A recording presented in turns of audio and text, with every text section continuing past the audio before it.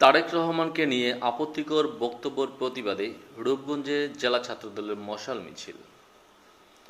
মাননীয় প্রধানমন্ত্রী তারেক রহমানকে নিয়ে কুরুচিপূর্ণ ও আপত্তিকর বক্তব্যের প্রতিবাদে এবং দেশের বিভিন্ন শিক্ষা প্রতিষ্ঠানে গুপ্ত সংগঠন ছাত্র শিবিরের সন্ত্রাসী হামলার প্রতিবাদে নারায়ণগঞ্জের রূপগঞ্জে মশাল মিছিল করেছে জেলা ছাত্রদলের নেতাকর্মীরা।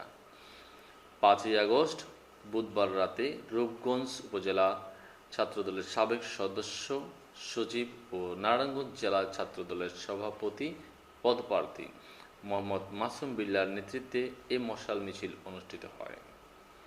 তারা মিছিল নিয়ে ঢাকা সিলেট মহাসড়কের ভুলতা গাউছিয়া ও গোলাকান্দাইল এলাকা প্রদক্ষিণ করে।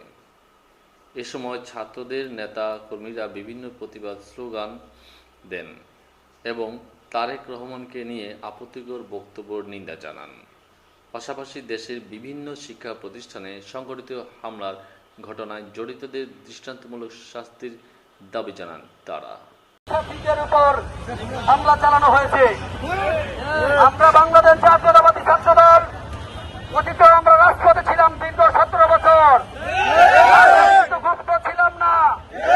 আমরা প্রকাশ্যে রাজপথে আন্দোলন সংগ্রামের মাধ্যমেই বাংলাদেশের সাধারণ ছাত্র জনতাকে সম্পৃক্ত করে কিন্তু আমরা আজকের 5ই আগস্ট গত 2 বছর আগে কিন্তু আমরা রূপান্তর করেছিলাম। এই জুলাইয়ের আন্দোলনের মাস্টারমাইন্ড পরিকল্পনাকারী ছিল আজকের মাননীয় প্রধানমন্ত্রী দেশনায়ক জনাব তারেক রহমান।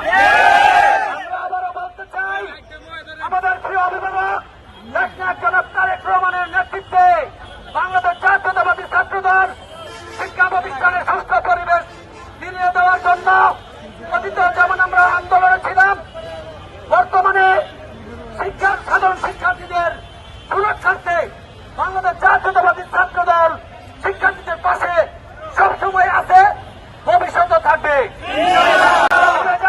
কোন ক্যাম্পাসে আবার যদি অরাজকতার সৃষ্টি করেন তাহলে কঠিনভাবে